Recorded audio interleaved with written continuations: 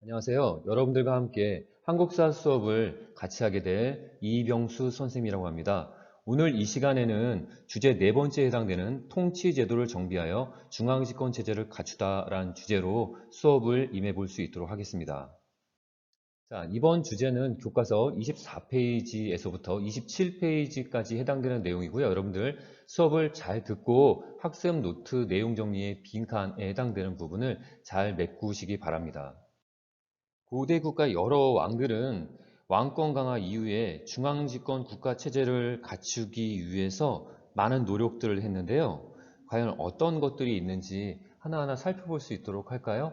자, 우선 화면에 보이는 그 왕이 있네요. 율령을 반포하고 있는 장면이에요.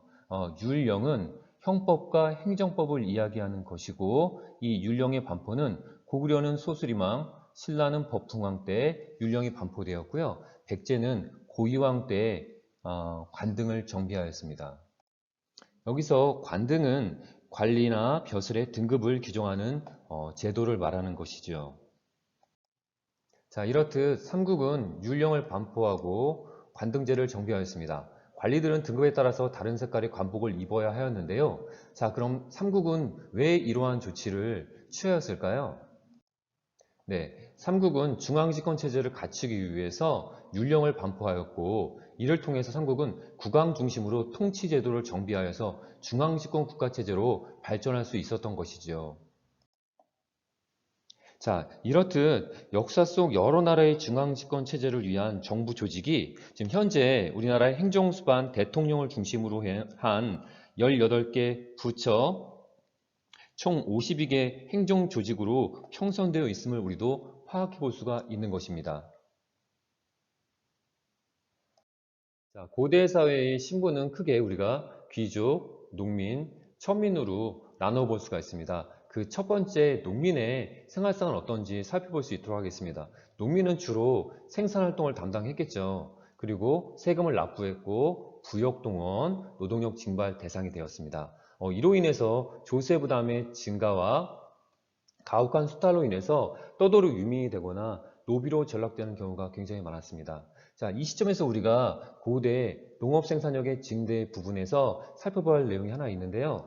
교과서 24페이지 하단에 보습이 제시가 되어 있습니다. 그 전 우리 신석기 시대 때는 돌보습을 활용해서 농경 생활이 진행되었었는데 고대 사회에서는 철제 농기구의 활용이 있었음을 알 수가 있어요. 그럼 이 보습은, 이 철제 보습은 어떻게 활용되었나? 고구려의 벽화에 이러한 장면이 그려져 있는데요. 소를 이용했기 때문에 우경이라고 이야기하게 되는 것이고, 이 농민이 쟁기를 끌고 있는데 이 쟁기의 앞부분에 바로 이 철제 보습을 착용해서 농사를 짓는 방법이죠. 이 농사법은 우경에 의한 신경법이라고 이야기하는데 깊이 갈 수 있는 농법이 나타나게 되는 것이에요. 깊이 갈게 되면 토지의 영양분은 더욱더 강화가 되겠죠. 지력의 향상을 통한 농업 생산력의 증대, 뭐 이렇게 이야기하는 것이죠. 자, 이렇게 철제 농기구와 우경의 보급을 통한 농업 생산력의 증대가 일어나는 이 고대 사회였음에도 불구하고 민생 안정책을 펼 필요가 있었는데요. 그 예로 고구려는 식량 사정이 공공해지는 주로 4월, 5월경, 바로 지금이죠. 이 춘궁기에 농민에게 곡식을 빌려주는 진대법이라는 빈민구제 정책을 실시했습니다. 이 진대법은 고국천황 때 지금의 국무총리 격인 국상, 을파소의 건의로 실시가 되었는데요. 배고픈 봄에 대출해주고 곡식이 풍족해진 가을에 반납하는 춘대춘합 제도죠. 오늘날 우리나라도 서민을 위한 많은 복지 정책이 실시되고 있는데 요즘은 코로나로 인해서 가계의 재정이 어려운 이 사회가 되어서 우선 경기도에서는 재난기본소득이 지급되고 있고요.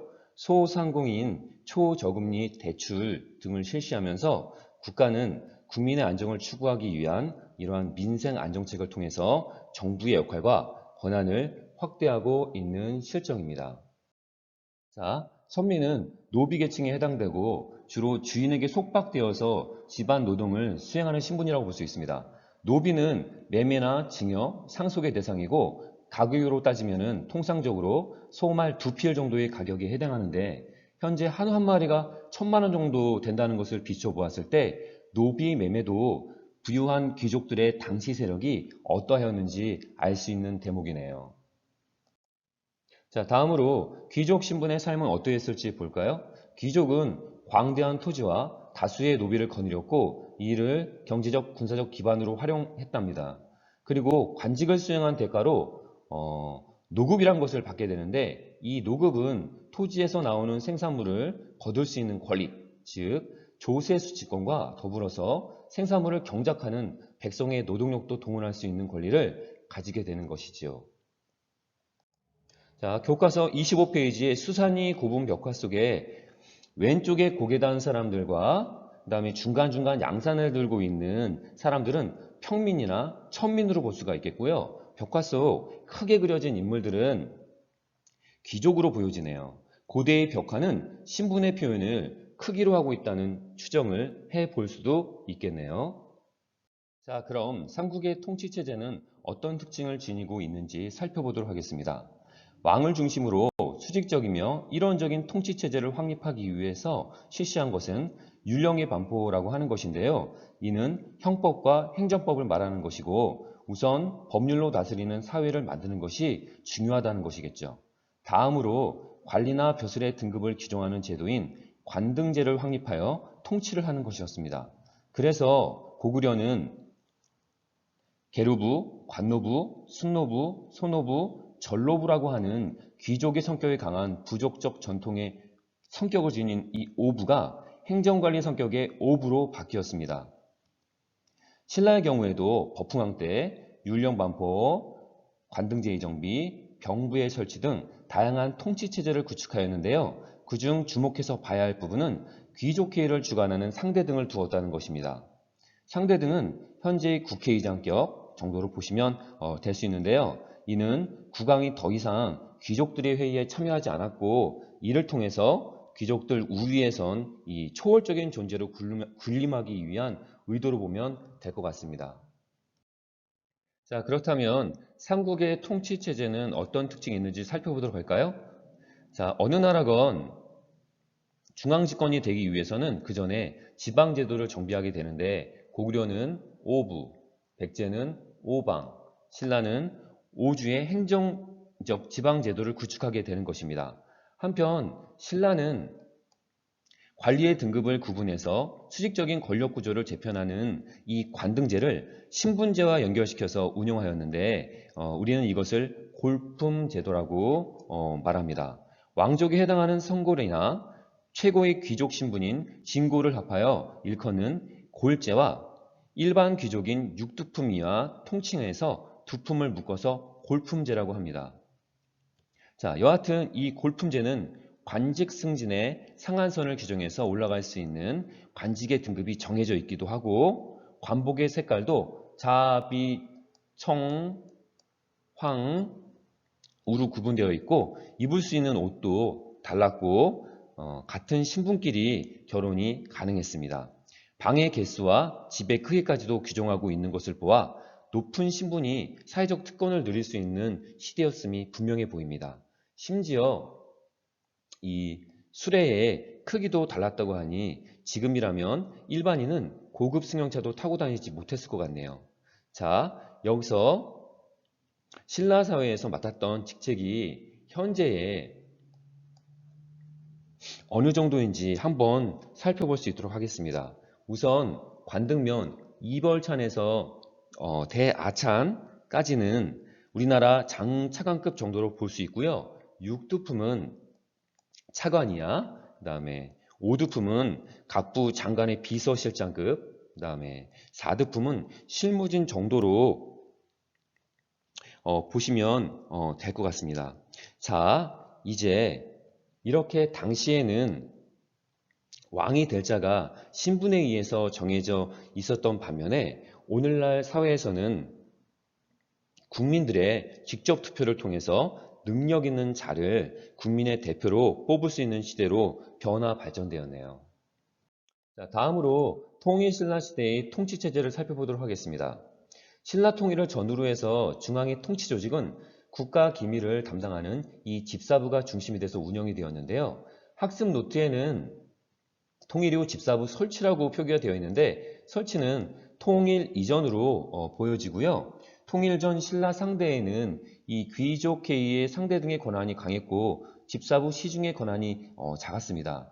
통일 이후 신문왕 때 집사부를 더욱 강화해서 왕권 강화에 활용하였거든요. 신라 중기라고 하는 이때에는 집사부 시중의 권한이 강했고 귀족을 대변하는 상대 등의 권한이 약했죠. 학습 노트의 설치 표기를 신라 중대 강화라고 표기하는 것이 좀 더 명확할 것 같습니다. 자, 중앙집권적 통치는 지방제도의 정비로부터 이루어지는데요. 통일 이후에 신라는 큰 숙제가 생겼습니다. 고구려 백제 신라를 통일해서 늘어난 땅과 백성을 과연 어떻게 다스릴까에 대한 고민이겠죠. 자, 신라의 수도인 금성이라는 세력 근거지가 있는데 한반도의 중심으로 수도를 옮길 수 없는 실정이었겠죠.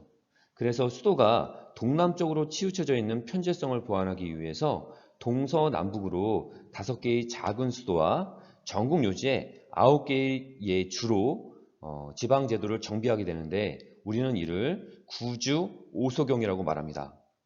구주는 오늘날의 도에 해당하고 오소경은 광역시 정도로 보면 현재의 지방제도가 구주 오소경과 매우 유사하다고 볼 수가 있겠네요. 자, 실제로 우리나라 수도인 이 서울이 남한의 입장에서 볼 때 신라의 금성처럼 한쪽으로 치우쳐져 있어서 수도 이전에 대한 논의가 있었습니다. 그래서 남한의 중심부 지역인 이 충남과 대전 근방에 지금은 행정 중심의 복합도시로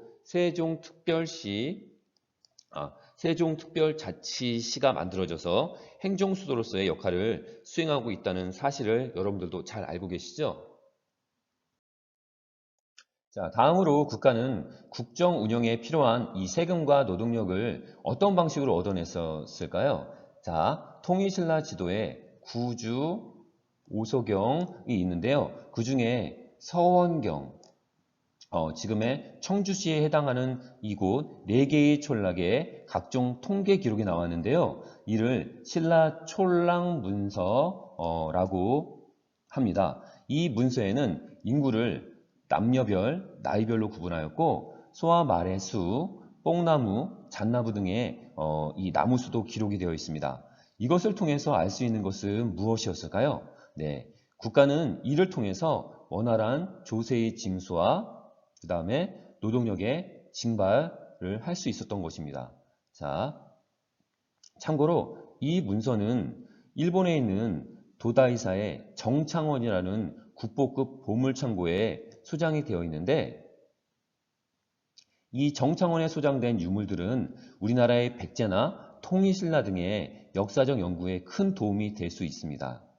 앞으로 한국과 일본이 더 협조적 관계가 되어서 활발한 역사 연구와 교류가 진행되었으면 하는 기대도 해봅니다. 자, 국왕은 귀족들의 권력 기반을 약화시켜 왕권 강화를 추구하기 위해서 토지 제도를 개편하기도 하였는데요. 당시 귀족들은 관직 수행의 대가로 조세 수치뿐만 아니라 노동력까지 포함된 이 녹을 받아서 이를 권력 기반으로 활용하였는데 통일이 된 후 신문왕 때에는 귀족의 경제적, 군사적 권력 기반이 되었던 이 노급을 폐지하고 조세만 거둘 수 있도록 한 이 관료전을 지급해서 결과적으로 왕권을 강화해서 국왕 중심의 중앙집권 통치 체제를 안정시키려 하였던 것입니다. 자, 허나 신라대에 가서는 이 왕권이 미약했던 경동학 이 시기에 귀족들의 반발로 노급이 다시 부활하여서 귀족의 힘이 강해지면서 왕권이 더욱 약화되고 강성했던 통일신라도 저물어가게 되는 것이지요. 자, 유득공의 발해고에서 통일신라와 발해를 남북국의 시대라고 이름 지었는데요. 그 북국에 해당하는 발해의 통치체제에 대해서도 살펴볼 수 있도록 하겠습니다. 자, 발해의 중앙통치조직은 당의 삼성육부제도를 모방해서 정당성, 선조성, 중대성의 삼성과 이원적 통치체제인 좌사정과 우사정을 두었고요. 그 하위에 육부인 충, 인, 이, 지, 예, 신 6개의 부서로 편성하였습니다. 이 육부는 표현 그대로 유교식 명칭을 사용했다는 점에서 발해의 독자적 운영 형태라는 점도 우리가 알 수가 있습니다. 자, 이 대동강 이북으로부터 이 만주 벌판에 이르는 이 넓은 영역을 다스렸던 발해는 5경, 15부, 62주라고 하는 지방 제도를 정비하게 되는데요. 동서남북과 중앙 5개로 이루어진 이 수도를 편성한 점이 우리 통일신라 시대의 오소경과도 매우 비슷하게 보여지네요. 자, 발해는 대내외적으로도 황제국을 표방하기도 했습니다. 일본에 보낸 국서에 황제 자신을 천손이라고 표현한 것도 그렇고 무한 때는 인한, 그 다음에 문왕 때는 대응이라는 이 독자적인 연어도 사용했습니다. 발해의 전성기인 이 선왕 때에는 주변국으로부터 바다 동쪽에 아주 강성한 나라라는 뜻의 해동성국이라 불리워지기도 했습니다.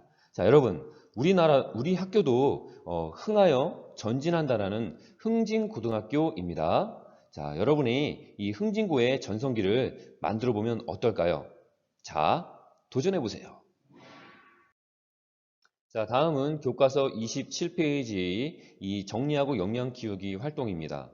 자, 형법과 행정법인 율령 반포를 통한 중앙집권 체제의 구축. 자, 그 다음에 2번은 신라 골품제라는 폐쇄적인 신분제도. 자, 3번은 발해 삼성육부죠. 삼성육부를 다시 한번 확인해 볼 수 있고요. 자, 2번 문제는 신라 촐락문서죠. 자, 이 문서는 인구 및 각종 자료를 파악해서 조세를 효율적으로 수취하고 노동력을 징발하기 위한 기초 자료로서 활용되었음을 우리 수업을 통해서 배웠습니다. 자, 다음 3번은 자료 탐구 활동입니다. 이 설시녀와 가실의 사랑 이야기인데요. 실상 이 연애 이야기가 그렇게 달콤하고 아름답지는 않습니다. 고대사회 평민의 삶이 얼마나 고되었는지 자료를 꼭 한번 읽어보시기 바랍니다. 자, 노인도 군역에 가야 되고, 그 다음에 군역을 대신해 간 가실의 피폐해 져버린 이 삶 등이 소개되어 있는데요. 자, 당시 농민들은 고된 농사일, 조세징수, 노동력 징발, 그리고 빈번한 전쟁으로 인해서 군역 동원의 부담도 매우 컸을 것으로 보여지네요. 자, 이렇게 지금까지 주제 4, 통치제도 정비를 통한 중앙집권 체제에 대한 내용을 알아보았습니다. 자, 한국사 학습 노트 빈칸 다 잘 채웠죠? 자, 그럼 그 빈칸에 해당되는 내용을 이 온라인 클래스 과제 제출방에 들어가서 댓글로 학번 이름, 그다음에 답안으로 남겨두면 오늘 한국사 수업 출석으로 인정해 줄게요. 자, 여러분의 지성도 한 칸 한 칸 채워지는 한국사 수업 시간이 되길 바라면서 다음 시간에는 불교에 대한 공부를 해보도록 합시다. 자, 오늘 수업은 여기까지.